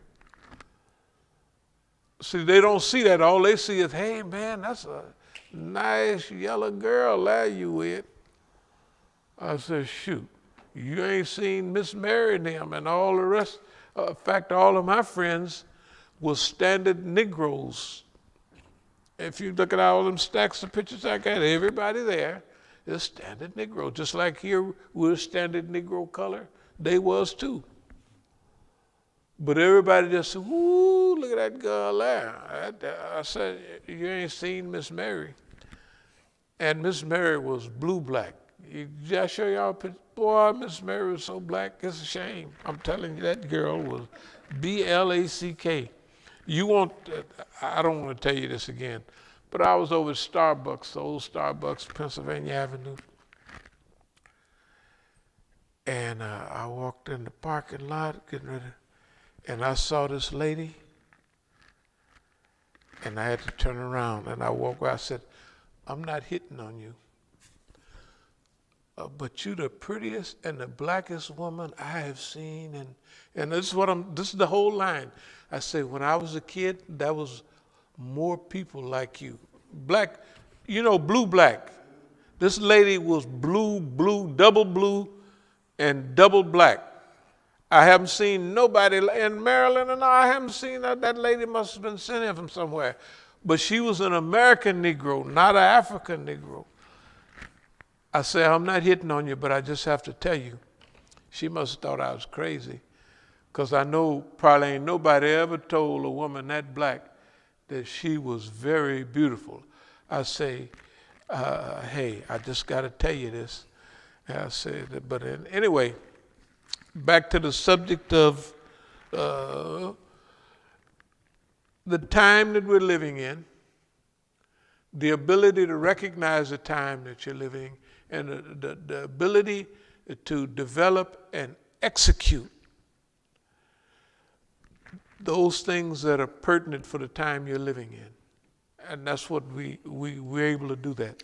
That's what we're doing here. Yeah. Are there any more questions and comments about those positions?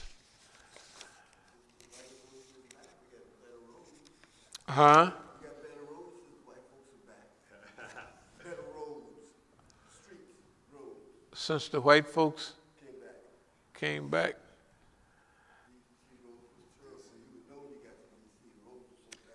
The roads was bad, like across the tracks where we used to live, the roads was. It's like 14th Street, Minnesota Avenue. I guess you mean they kind of paving the streets down. Oh yeah. They done paved this street 3 or 4 times. I don't know. I guess they just. They got a pavement line. I mean, the Caucasian, some of them, it's a couple around my neighborhood. They Asian sister, Latino brother. Call DPW, they call police, they call the pavement. Hey man, don't get us wrong, especially if you're in D.C. If you're white, you're all right. When we wanted to get something from the city, it was on expediency. We wanted to get bumped up on the thing, you know what I mean, to deal with when we was getting this property and all of this years ago. They wouldn't give us nothing. And the first day I went to the hearing, it was a lawyer that first thing he thanked them was the place over there on the street where people go to where they can't hear too good. Yeah, you did. This lawyer, first thing he says, I want to thank the board, which is all Negroes. Now I'm thinking I'm a Negro. When I go down here and tell them I need this, that, and another, they gonna say, nigga, you got it covered. Give me $50 on the side and you got it. We don't do that, we can't do that, and they didn't give me nothing. I'm going to the hearing 6 months later, and the white man had just got there 2 weeks, 3 weeks. I want to thank you, the lawyer. I want to thank you, telling them for the expediency for putting me at the front of the list. I said, boy, look at here. They had two kinds of people in those days. They had the good old coons from way real super coons, and then they had the Marion Barry type. He opened up the spigot. If you can steal it, you can have it. Right? It don't belong to me, it's yours. Right? Marion Barry, I told Christopher, his son, I say, anytime your father wants to speak over here, he can come. That's only for him. Because we didn't consider him as like unofficial. We looked at him as like our uncle who always stole and robbed and you know what I mean? We all got an uncle like that that's full of shenanigans, right? All the time. That was it, and that was Marion Barry. Hey man, he's the only official. We said, hey man, he can come here anytime. He got an open door policy. You know, because anything, when I first got here, man, 30 years ago, if it wasn't nailed down, if it belonged to the city, you could have it. Marion Barry was so busy snorting cocaine, not snorting, smoking the pipe. And when Rashida told on him or something, he came right out of that bitch there, blah, blah, blah, blah, right? That's the first thing I said, man, I said, D.C. is a trip, right? You know, I said, the mayor is a crackhead, but he never oppressed nobody, right? He was his own problem. That's the way a good crook is. He hurts himself, but he don't hurt nobody else, right? You ain't never go to, and the people at Lorton, they could write out a script.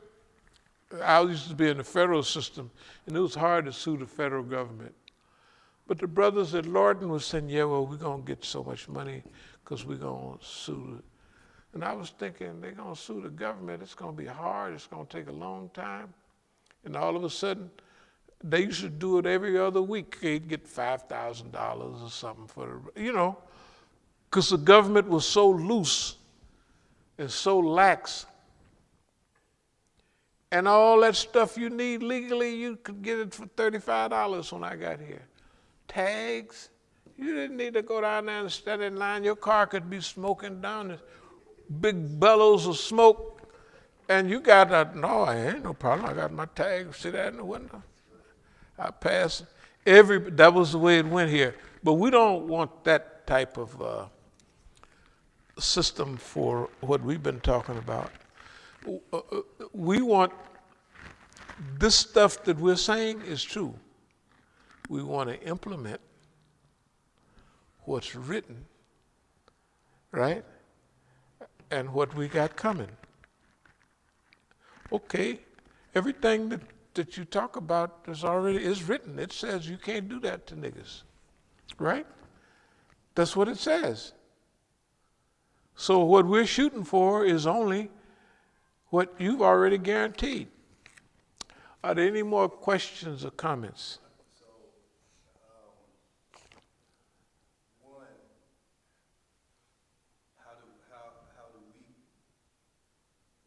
Definitely we get the message out with the video, but how do we Well, first thing we could start with, we don't have to start a long time from now. We can start right now, okay? You went over to Howard, right? They starting to open up at the universities? I don't know, but I know, that's easy to find out. Yeah, just talk to somebody, get us to come in and speak at a class or two.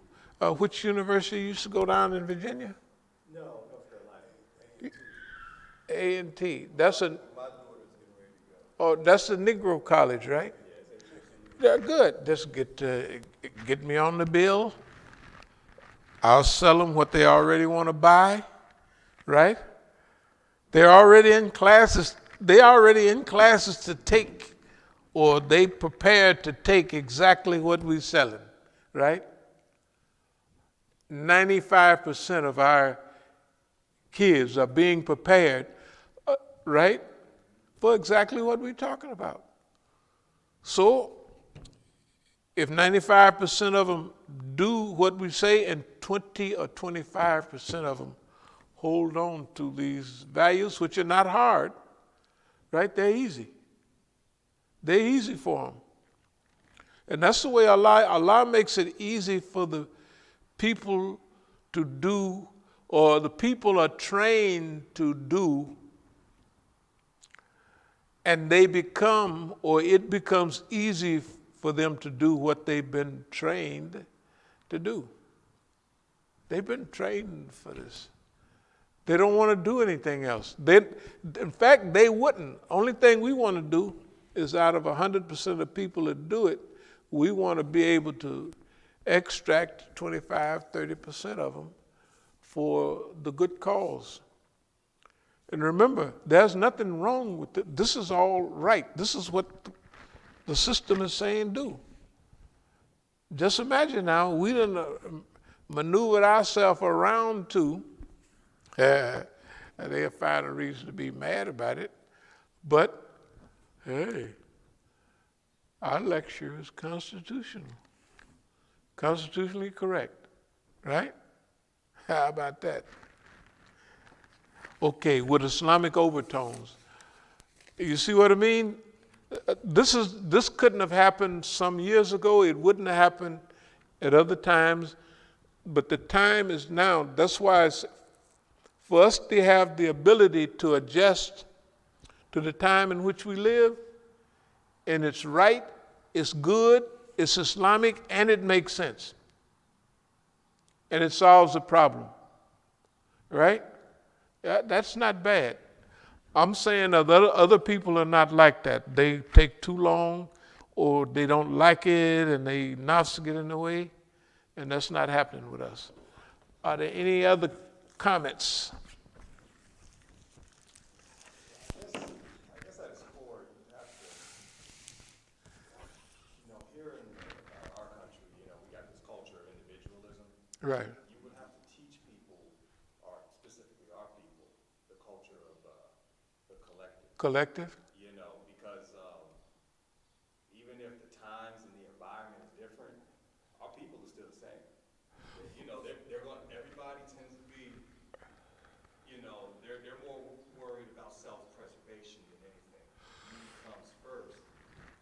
Culture would have to be introduced of, if we're going to do this for us, our people. It's kind of a little bit extra work on be needed there, right? Just sometime when I was younger, in the 60s, say like 65, somebody could go to a campus or to a church and give a lecture that made a lot of sense, and everybody was, that time have come back. And the people have been prepared for this. See, remember, the slant that we put on that is not a different slant from what they're already prepared for. That's why we say, not 95%, but if we can get 25 or 30% of the people, and Hollywood has already done that. The news has already done that, right? The talk is already the type of talk and vocabulary that that we're talking about, this is easy to digest. It's easy to digest. Not only that, but the people, we're not telling them something that they have to revolutionize themselves for. They don't have to revolutionize themselves. All we have to do is be fortunate enough to get 25 or 30% of the people, and that will carry the rest. And remember, we could pull this off with 10% of our people. 10% of the college grads, 10% of the people, okay, I don't know what the numbers are. Probably 75% or over 60% of black people that go to university wind up somewhere within the system. Minimum. I don't know the number, but it's up there. Right, it's up there. Don't too many black people go to the university and say, now I'm going to become an entrepreneur. I'm going to go out, because you have to challenge everything. And you've been taught in school that if you took business, they done told you 95% of the people are going to fail in business. And so many people, if you do this, that, you're going to fail, and you're going to fail. And then they look at their friends and people who tried, they failed. The number, and how could you make it anyway with the, anyway. Personally now, I think it's the time too. I think the time. I think we have done it before, that everything we've thought about has been on time, in time. And I think I think this is the most obvious one. It's different, but it's the most obvious. Hey, that would work, right? It would be nice if we get 30% of the people, but if we get 15% or 10% of the people, 1 in 10, Negroes that move up to it and they get in a certain position, they're going to influence how many people? Plenty. I think this is what white folks call it, Chinamans call it, win-win. This is a win-win situation. I just saw something a non-zero-sum game. Right. Yeah. Yeah. Hey, I don't think, and then we could ask ourselves, what else could we do in the situation we're in now? What else could we do? What would we do? You know, like. On that, what's your thought? Because the opposite of what you're talking about has been the whole defund the police campaign. I was thinking.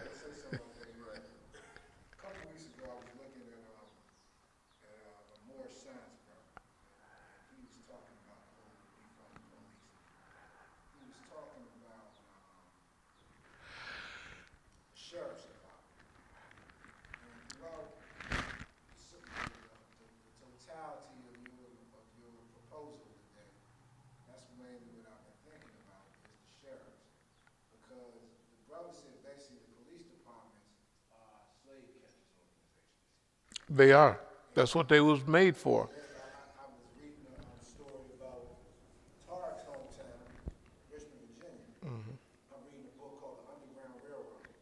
And it's a big collection of letters and accounts of people who then came up from North Carolina, Virginia, South Carolina, and places mainly on the seaboard, and came up mainly to Philadelphia. The brother, his name is Edward Steele, and he collected all these books, and the book was released after emancipation. Yeah, I remember. So one of the guys tells he's talking about living in Richmond, being enslaved in Richmond in the 1850s, and the number one people he had to watch out for, he said he took on some odd jobs besides just being somebody, and he's like, the main people you had to look out for was the Richmond Police Department. And Yeah. that their only job in, Yeah, like real talk, Richmond Police Department, that's why my eldest brother moved out to Seattle, Washington. He just kept on getting jammed up. Dad would always buy him a nice new car. He'd always get it impounded and get it locked up. Eventually he started riding a bike. They still arrest him. He got up out of there. First he moved up to Buffalo, New York, and then he moved out of Seattle, Washington. Yeah, the Richmond PD, It wasn't a rich, all of the, remember we brought this part, one of our books, it had that was the, yeah, law enforcement. That's the reason that the law enforcement in America was established as slave catchers, yeah. brother said that the sheriffs, he said the sheriffs come from the word sharif. Sharif, yeah, sheriff, yeah. He said so that the sheriff's departments are all, they go from PG sheriffs to Alexander sheriffs, to all the, Henrico County and, Fairfax County and Dorchester County. All of them are constitutionally sworn. So I was just thinking that if, when you do give these appeals, to try to funnel some of these guys into the sheriff's department, because they are the ones who are paying attention to the Constitution. I don't know about the PG County and these MPD being too connected to the Constitution, but the sheriffs, I looked it up in here, the sheriffs, I seen on the internet, they call it the Constitutional Sheriffs. It says, thank you for visiting the Constitutional Sheriff's page. Did you know your sheriff is an elected law officer, and the sheriff's only duty and responsibility is to the Constitution and to protect the rights and private property of citizens? Did you know the sheriff has more power than the FBI, the CIA, and even the president? So, to your point about defunding police, yeah, let them defund the police, but they're not going to defund the sheriff's department. The sheriff is first of all, they're democratically elected, which means that you're going to have some connection to the community, I'm thinking, and they are connected at least nominally to the Constitution. No, the police, I don't care what type, whether you join the court system as a lawyer or whatever, you have to swear an allegiance to the state of Maryland, and the Constitution of the United States. Technically, the Constitution of them both is what you're swearing to. The city police or all the officials have allegiance to the same thing, to the system. The sheriff just has some different little, the police might arrest you, then they turn you over to the sheriff, and he holds you to demand when you go to court and all of that, But what we're talking about is all departments. We're not being just narrow-minded. If you want to join the city police, join it. If you want to join the sheriff's department, join it. If you want to join the FBI, join it. If you want to join alcohol and firearms, whoever, get yourself placed in the system. That's what we're saying. Get yourself placed in the system. In fact, right now,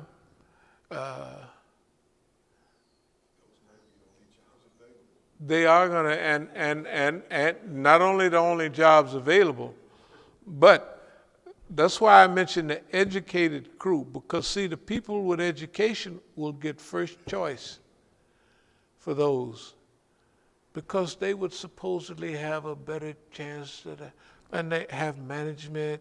Even if you on a police department and you take a class on management and what have you, you get juice for that. They said this is manager material, right? Okay, the point is this.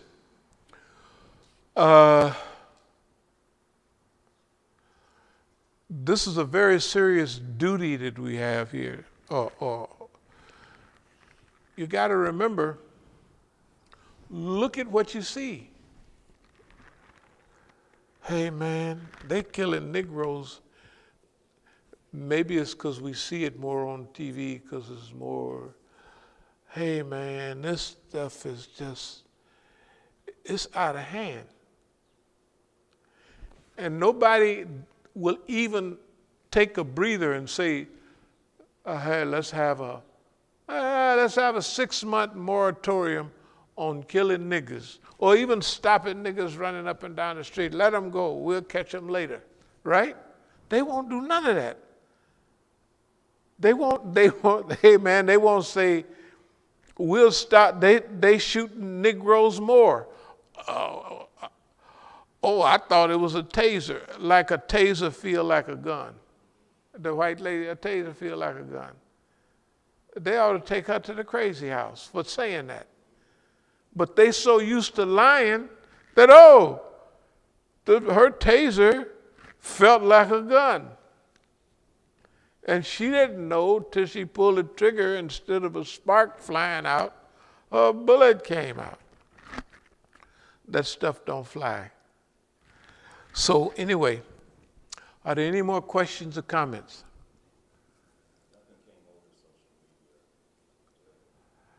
Okay, and this multiplies numbers also. Remember, if it's safety, if you got 5 Negro he could go buy I don't know how many guns. So he could have 5 or 10 guns at his house.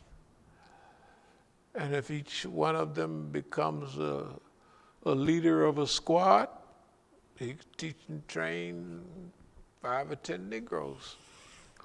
Or he'd either already know where the veterans are. Remember, veterans. You got to remember what we got going our way. How have veterans been treated, man? Veterans.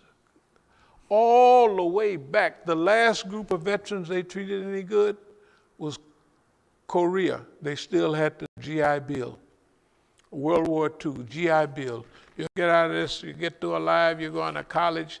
That was the only time, not World War I, the bonus army, they tore down all the shacks on Anacostia, and MacArthur rolled in here with tanks in D.C.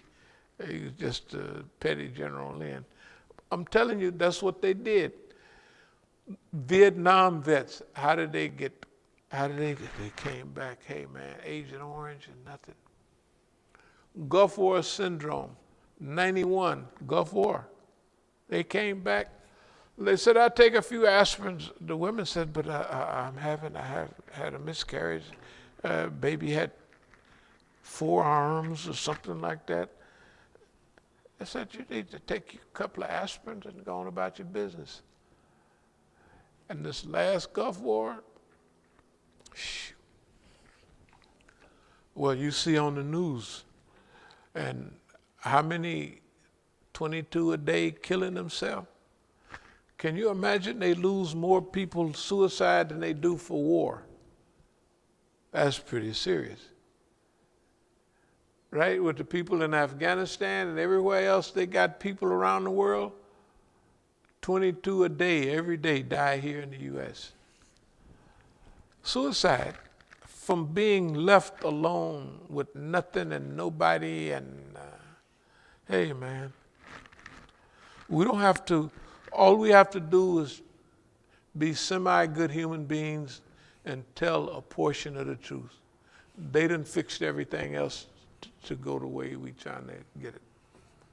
It couldn't go the other, it couldn't go the other way. It couldn't go, there's nobody to go that way. Everybody got a friend that's a veteran, and everybody got a friend that's did all this and that, and they done put them in jail. And they got homeless people. You know, when Shinseki became, I'll close with this, became, he's a 3-star general, something like that, that they put over, retired, put over, whatever they call that military thing. And there was homeless vets. At that time, it was 255,000. This is 10 years ago, homeless vets. And it's still up there. Vets, homeless vets. And the crazy house is full of who? Military people.